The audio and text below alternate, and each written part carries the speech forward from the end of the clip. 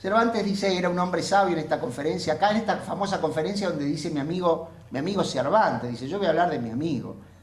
Para mí es tan vivo Cervantes, tan vivo el Quijote, tan vivo Alonso Quijano como un amigo. Y no hay diferencia entre los amigos de carne y hueso y los amigos de nuestra imaginación. Toda una postulación teórica sobre la creación literaria, sobre la narrativa y lo que es más importante, sobre la realidad y la ficción. Bueno, dice, para acelerar, dice, bueno, a lo largo de todo el libro hay una suerte de mezcla de sueños y realidad, pero en realidad, valga la muletilla, la realidad no era, dice, la verdadera realidad, o la monótona realidad común. La realidad no era la realidad, la monótona realidad común. Y nos vamos ahora en el tiempo a este Pierre Menard.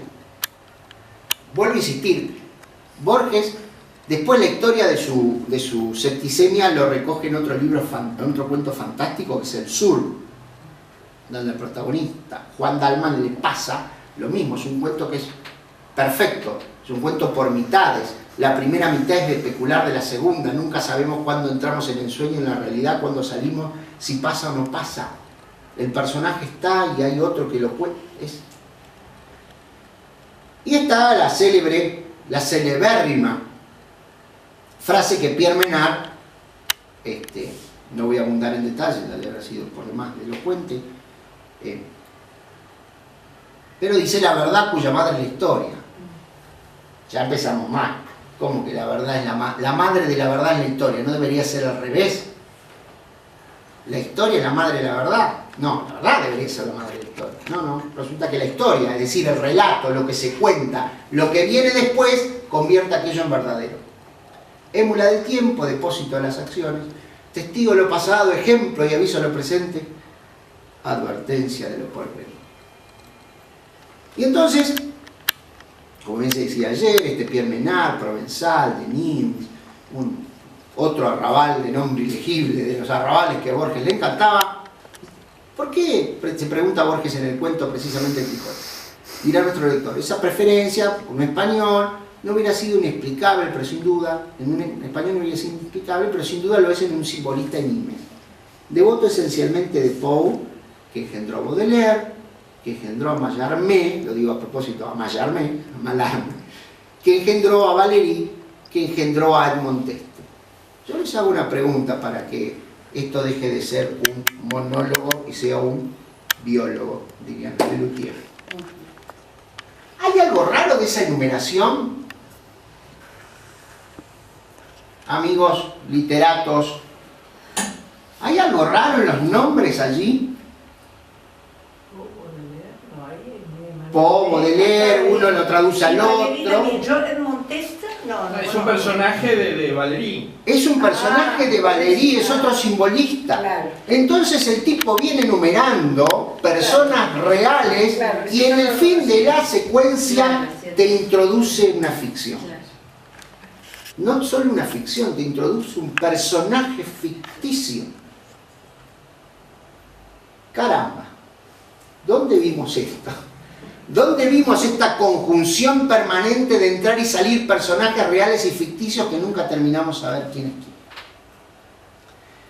Y después, para hacer una especie de resumen, también tomé un parrafito y usted dirá, bueno, esto, mi querido amigo, podría ser también predicable de la escritura. Sí, es cierto, la escritura recoge la Biblia, la historia de la humanidad de alguna manera más o menos poética, más o menos terrible, pero pensemos un poquito en esto.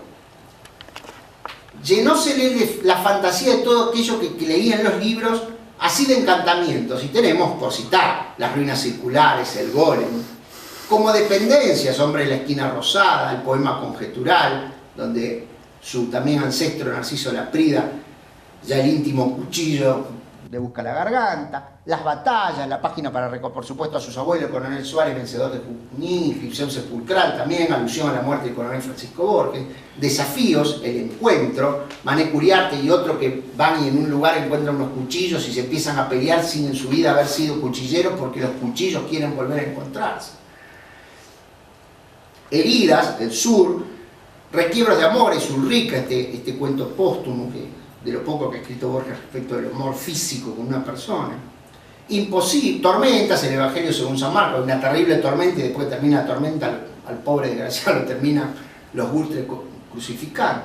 Y disparates imposibles, y ahí bueno, tenemos el Aleph, el Said, Pierre Menard, la Biblioteca de Babilonia, la Lotería de Babel al infinito.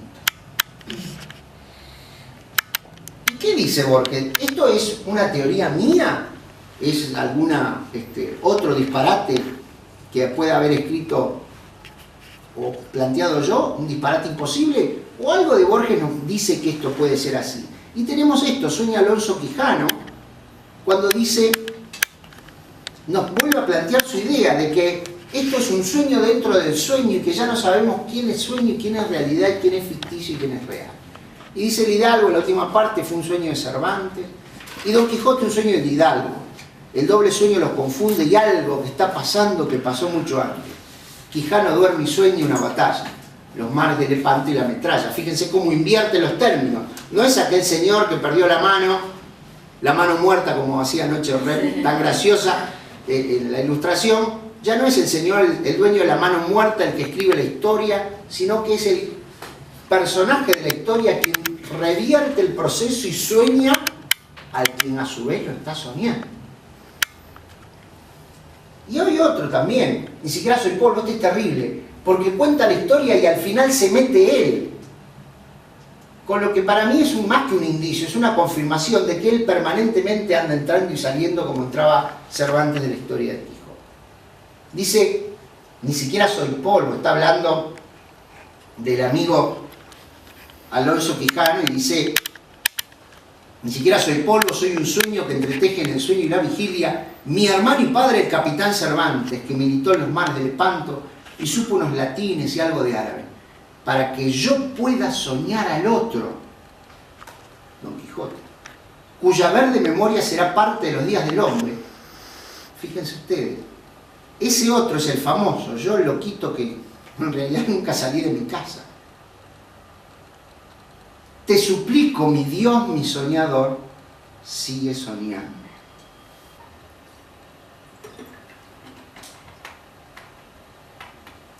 Tenemos acá tantas veces contado por Borges la forma en que muere recobrada la cordura Alonso Quijano, y esto que a él lo conmueve porque dice, se está despidiendo Cervantes de un amigo, porque dice, y dio su espíritu, quiero decir que se murió, y él dice, podría haber puesto "and the rest is silence". No, eso es de Shakespeare, eso es de Hamlet. El tipo está tan conmovido que dice, entregó su espíritu, podría haber puesto punto y dijo, no, quiero decir que se murió, a ver si me entienden. Está como loco. Y acá, esta es mi reflexión final. Hay un cuento de Borges que se llama La otra muerte.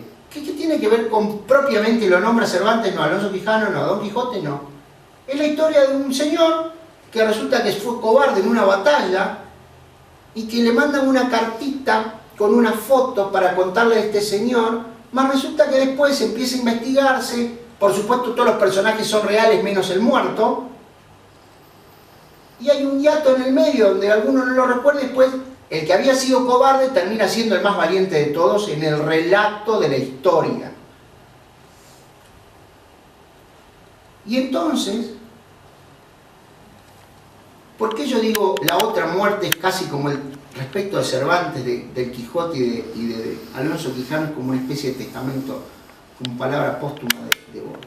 Porque Borges nos está diciendo qué está haciendo. La historia,